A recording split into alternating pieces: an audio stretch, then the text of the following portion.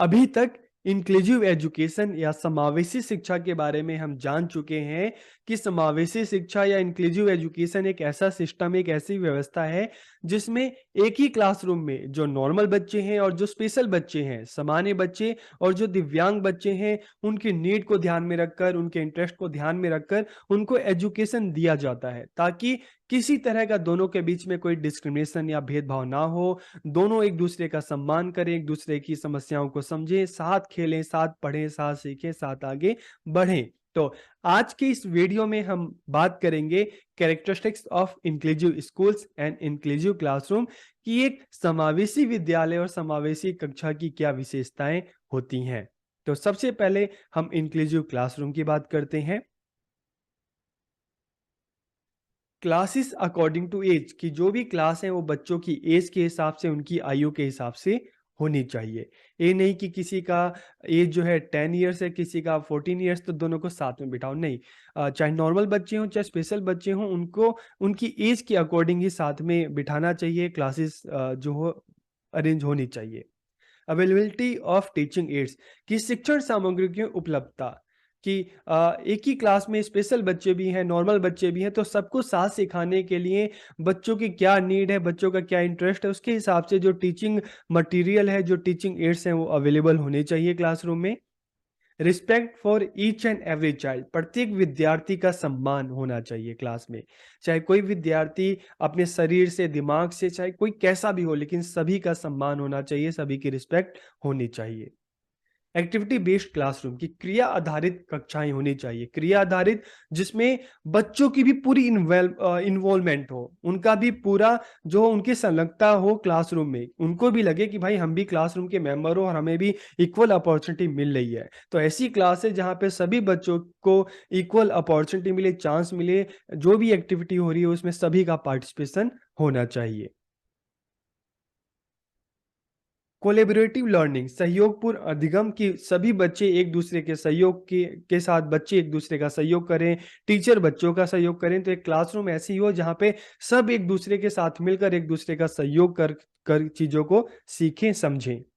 Child development programme की समय समय पर जो बाल विकास जो कार्यक्रम है, इस तरह के जो प्रोग्राम्स हैं चलाए जाने चाहिए, ताकि जो स्टूडेंट है उनकी चाहे स्किल्स है, लर्निंग उनकी स्किल है, उनकी लैंग्वेज की स्किल है, ये सारी चीज़ें जो डेवलप हो और उनकी जो प्रॉब्लम्स हो, चाहे उनकी साइकोलॉजिकल किसी तरह की प्रॉब्लम हो, फिजिकल प्रॉब्लम हो, वो इस तरह की जो प्रॉब्लम है उनको ख़त्म करना, बच्चों को मोटिवेट करना, उनको नई नई चीज़ों को सिखाना। तो इस तरह से जो चाइल्ड डेवलपमेंट प्रोग्राम है, बाल विकास कार्यक्रम होने चाहिए टाइम टाइम पे, ताकि बच्चों को सीखने को मिले। अपनी जो प्रॉब्लम्स हैं बच्चे उसको किस तरह से दूर कर सकते हैं, खुद के एफर्ट से किस तरह से आगे बढ़ा जा सकता है। तो मतलब इन चीज़ों के लिए चाइल्ड डेवलपमेंट प्रोग्राम होने चाहिए। फ्रेंडली क्लासरूम एनवायरनमेंट की कक्षा कक्ष का जो माहौल होना चाहिए, जो एनवायरनमेंट होना चाहिए, दोस्ताना होना चाहिए, जहाँ पे सभी बच्चों में एक दूसरे के लिए लव हो, सिंपैथी हो।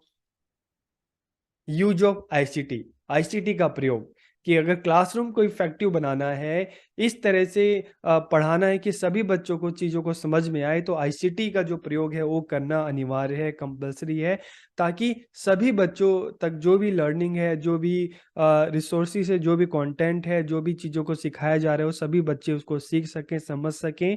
तो इसीलिए आईसीटी जो होना चाहिए उसका अच्छी तरह से और ज़्यादा से ज़्यादा उसका प्रयोग होना चाहिए। अब हम बात करते हैं कैरेक्टरिस्टिक्स ऑफ इंक्लूसिव स्कूल के समावेशी विद्यालयों की क्या-क्या विशेषताएं होनी चाहिए। तो सबसे पहले अवेलेबिलिटी ऑफ रिक्वायर्ड रिसोर्सेज की आवश्यक संसाधनों की उपलब्धता।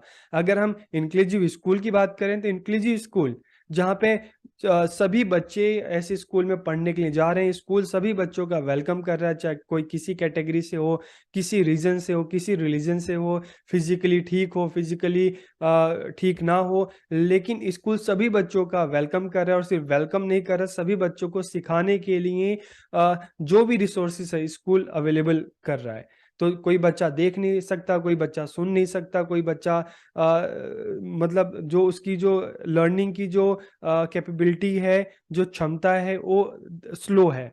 तो इसलिए स्कूल के पास सभी तरह के रिसोर्सेस, सभी बच्चों को ध्यान में रखकर सभी तरह के रिसोर्सेस होने चाहिए। डेमोक्रेटिक एनवायरनमेंट, लोकतांत्रिक माहौल हो जहाँ पे सभी का इक्वल पार्टिसिपेशन हो, सभी को सीखने की अपॉर्चुनिटी मिले, सभी को चांस मिले, सभी को फ्रीडम मिले। फ्लेक्सिबल करिकुलम कि बच्चों की नीड के हिसाब से, उनके इंटरेस्ट के हिसाब से करिकुलम कोई फिक्स नहीं होना चाहिए, फ्लेक्सिबल होना चाहिए कि बच्चों की नीड के हिसाब से उसमें चेंजेस किया जा सके। पेरेंट पार्टिसिपेशन की पेरेंट्स, माता-पिता की जो भागीदारी है, पेरेंट्स का पूरा पार्टिसिपेशन होना चाहिए ताकि टाइम टू टाइम जो एक्टिविटी हो, बच्चों के साथ-साथ पेरेंट्स को भी उनको इन्वॉल्व किया जा सके ताकि एजुकेशन को और अच्छे तरीके से जो है वो बच्चों तक पहुँचाया जा सके और पेरेंट्स को भी एंश्योर किया जा सके कि भाई अपने बच्चों को स्कूल में भेज रहे हैं तो स्कूल भी उनको अच्छे से सिखा रहा है, समझा जा रहा मतलब समझा रहा है, सिखा रहा है। क्योंकि एजुकेशन में स्कूल टीचर के साथ-साथ पेरेंट्स का पार्टिसिपेशन होगा तभी एजुकेशन और इफ़ेक्टिव हो सकती है। फ्रेंडली एनवायरनमेंट की मित्रवत वातावरण होना चाहिए कि एनवायरनमेंट कैसा हो, स्कूल का फ्रेंडली हो, जहाँ पे कोई डर नहीं होना चाहिए। टीचर बच्चों के साथ एक अच्छा रिलेशनशिप बिल्ड करें, बच्चों का टीचर के साथ और टीचर का आपस में टीचर्स के साथ, और बच्चों का बच्चों के साथ, तो एक तरह से फ्रेंडली एनवायरनमेंट हो, जहाँ पे बच्चे चीज़ों को सीखें, समझें। शिक्षण सामग्री की उपलब्धता, तो चाहे हम ऑडियो एड्स की बात करें, विजुअल एड्स की बात करें, ऑडियो विजुअल एड्स की बात करें, चाहे कोई बच्चा देख नहीं सकता, कोई सुन नहीं सकता, कोई बोल नहीं सकता, तो हर बच्चे के लिए जो टीचिंग मटेरियल है, हर बच्चे की नीड्स के हिसाब से जो अवेलेबल होना चाहिए ताकि सभी बच्चों को सिखाया जा सके। Organizing faculty development program time to time, क्योंकि सोसाइटी चेंज हो रही है, टेक्नोलॉजी में भी चेंज आ रहा है, नए नए रिसोर्सेज जो है इनका इन्वेंशन हो रहा है, स्कूल्स के लिए बच्चों के लिए नए नए जो टेक्नोलॉजी आ रही है, तो इसलिए उससे इंट्रोड्यूस करवाने के लिए नए नए मेथड्स हैं, उससे इंट्रोड्यूस करवाने के लिए time to time faculty development program होना चाहिए जहाँ पे टीचर्स को इन नई टेक्नोलॉजी के बारे में, नई मेथड्स के बारे में पता हो और उसका यूज़ करके अपने क्लासरूम में जो टीचिंग है उसको और इफ़ेक्टिव हो। रिस्पेक्ट फॉर इंडिविजुअल वेरिएशन, जो इंडिविजुअल डिफरेंसेस है, जो विविधता है, उसका सम्मान करना ज़रूरी है। इस तरह का स्कूल का एनवायरनमेंट होना चाहिए। और availability of general and specialized teacher for student, कि विद्यार्थियों के लिए सामान्य और विशिष्ट शिक्षकों की उपलब्धता होनी चाहिए, क्योंकि इंक्लूसिव स्कूल की बात करें तो नॉर्मल बच्चे भी हैं, स्पेशल बच्चे भी हैं, तो बच्चों की नीड के हिसाब से जो स्पेशल टीचर भी होने चाहिए, नॉर्मल टीचर भी होने चाहिए। तो इस तरह से आज की इस वीडियो में हमने जाना कि इंक्लूसिव क्लासरूम की और इंक्लूसिव जो स्कूल्स हैं उनकी क्या-क्या विशेषताएँ होनी चाहिए। तो आपको वीडियो कैसा लगा कमेंट करके ज़रूर बताइए। आप सबका बहुत-बहुत धन्यवाद।